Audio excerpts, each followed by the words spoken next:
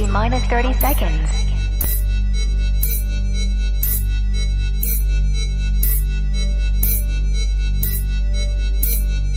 T-minus 20 seconds. 15 seconds. 10, 9, 8, 7, 6, 5, 4, 3, 2, 1, 0. 12 miles. Radar contact approaching 5 miles. Contact 17 miles, Monterey. 230. Mile and a half.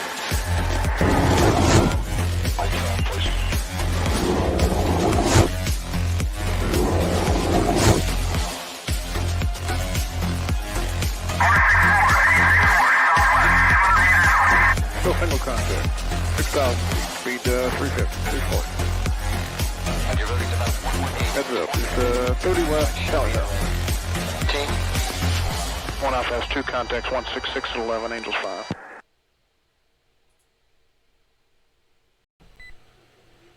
Hey folks, it's been a while since I posted a video on this channel, so welcome back. For those of you joining for the first time, normally here I try to uncover the truth behind space technology and the mysteries of the universe. I don't know if I do a very good job of it, but that's what I try to do. Today, I'm diving into the mind-blowing program called Spacewatch and its potential role in monitoring UFO and UAP activity. So hold on to your seats as we reveal the cutting-edge secrets of space surveillance and the extraterrestrial unknown. Or at least I'm going to try. So I recently ran across a DARPA program, a solicitation that was seeking to build space domain wide area tracking and characterization, or Spacewatch for short. So what the heck is that? Well, let's kick things off with a quick lowdown on Spacewatch. This groundbreaking program is designed to revolutionize the way we observe low Earth orbit, or LEO, using an army of low-cost in-situ sensors on both commercial and government satellites. Now, what the heck does in situ mean, you ask? Well, that's a Latin phrase that literally translates to in its place or on site. In the context of the Spacewatch program, in situ refers to the sensors being directly on the satellites that are already orbiting in low Earth orbit. The primary goal of Spacewatch is to detect and track objects and identify any bizarre or unexpected events, making Spacewatch the ultimate tool for UFO and UAP detection. Now, this is all published on DARPA solicitation number DARPA-PS-23-06 and was released on January 10th of this year, 2023. So let's start off with a brief overview of Spacewatch. This innovative program aims to provide real-time, persistent tracking of all objects in low Earth orbit, or LEO, by capitalizing on the enormous volume of low-cost in-situ sensors on both commercial and government satellites. The primary goal is to detect and track nearby objects and identify any anomaly or unexpected events, making Spacewatch highly relevant for UFO and UAP detection. The solicitation was posted by the Defense Advanced Research Projects Agency, or DARPA, under their Strategic Technology Office. Now, you might be wondering, why is this important? Why the sudden urgency for Spacewatch? Why is this happening? Well, as the number of satellites in LEO skyrockets, so does the potential for catastrophic accidents and collisions. Just like the Federal Aviation Administration, or FAA, keeps an eye on air traffic, Spacewatch aims to ensure the safety of satellite operations and guard the final frontier. Not only does this benefit the satellite industry, but it also unveils new possibilities for detecting and tracking UFOs and UAP. Now, before we dive deeper into Spacewatch, let's take a moment to understand the Space Surveillance Network, or SSN. The SSN is a crucial part of the current space situational awareness infrastructure, and it's essential to know how it operates and what its capabilities are. The SSN is operated by the United States Department of Defense, specifically the United States Space Force, which falls under the authority of the United States Strategic Command, or U.S. STRATCOM. Its primary mission is to detect, track, identify, and catalog man-made objects orbiting Earth, such as satellites and space debris, to ensure the safety and sustainability of space operators. The SSN consists of a network of ground-based radars and telescopes, as well as a handful of space-based sensors, strategically located around the world. These sensors work together to monitor space objects and provide accurate data on their position, speeds, and trajectories. Now, the SSN has several key capabilities. First and foremost, it can track more than 20,000 objects as small as 10 centimeters in diameter, which includes both operational satellites and space debris. The SSN also plays a crucial role in collision avoidance, as it can predict potential conjunctions between space objects and issue warnings to satellite operators. Additionally, the SSN supports satellite launch and re-entry monitoring, ensuring the safety of space launches and identifying the entry points and times of re-entering space objects.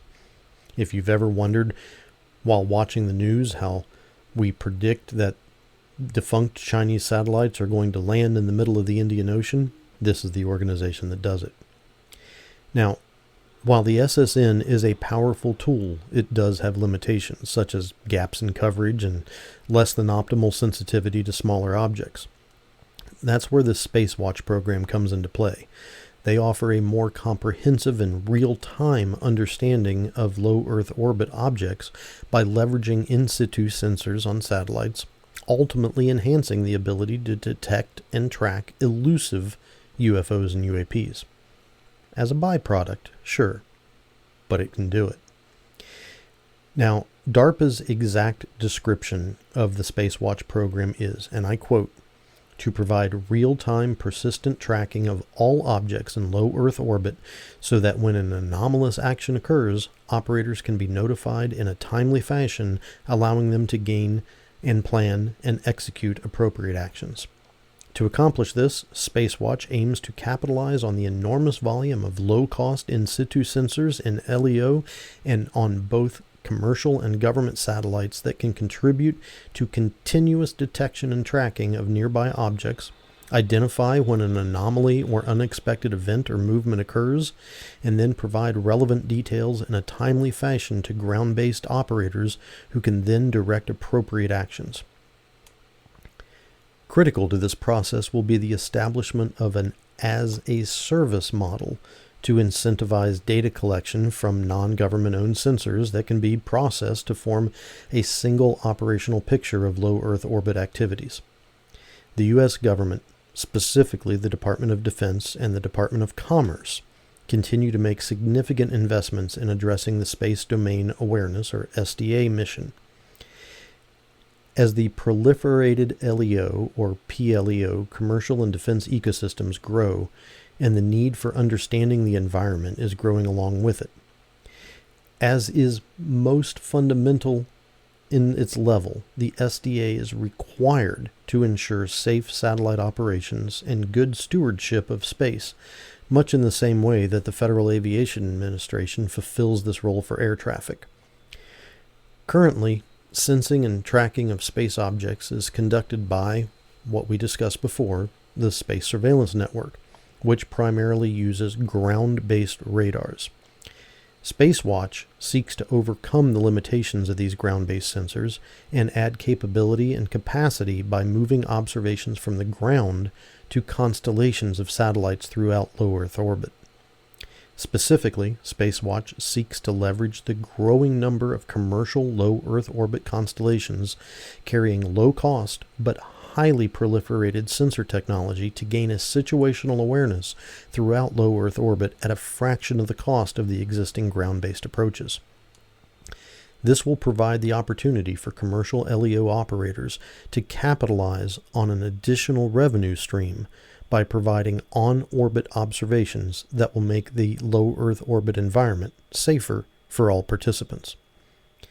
Now, this is very much a commercial program, complete with well-defined processes that incentivize orbital companies operating satellites to modify or provide data to DARPA on any anomalous activity that the satellites detect.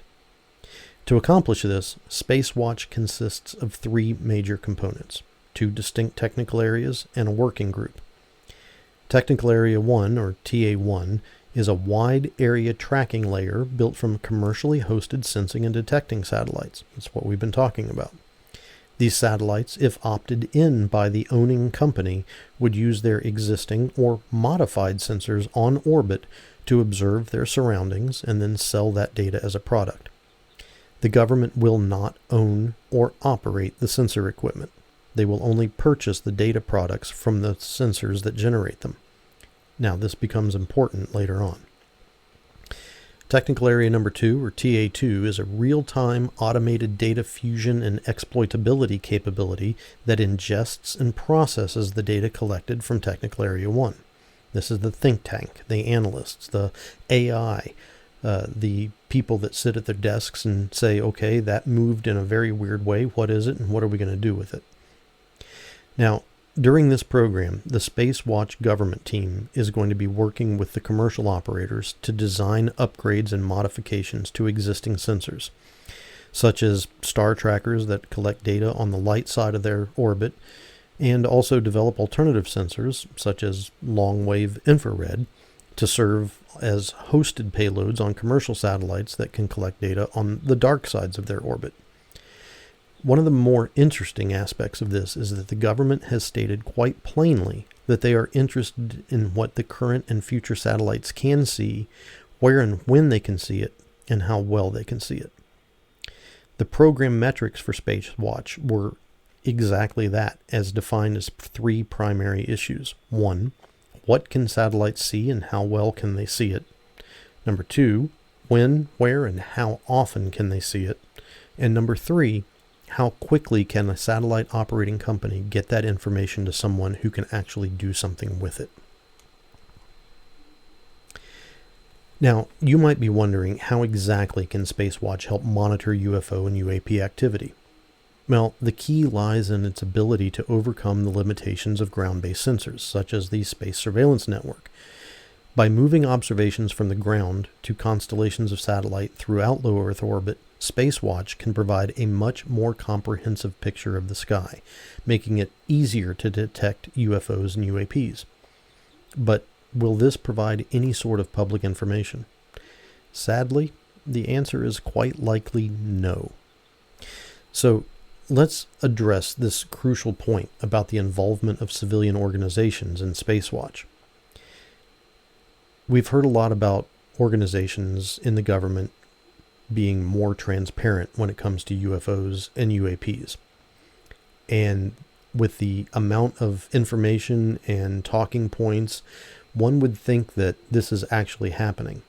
But in regards to Spacewatch, if these civilian organizations collect data on UFOs or UAPs, won't they be required to disclose it?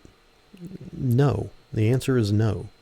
Civilian organizations are exempt from the Freedom of Information Act, or FOIA, which means they would not be forced to disclose any information they collect on UFOs or UAPs. This exemption, while it could encourage more civilian organizations to participate in the program without fear of forced disclosure, ultimately benefiting our global understanding at a governmental level of the mysterious phenomenon, it's going to be sadly lacking in any publicly available information. Also, in the solicitation, the government has stated quite clearly that it will only maintain a limited right on any data.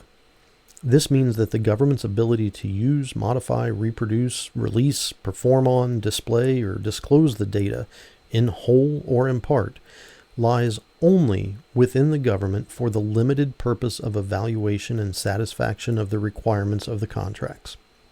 The government is not going to, without the written permission of the party that has the other limited rights, they're not going to release or disclose the data outside of those limited rights.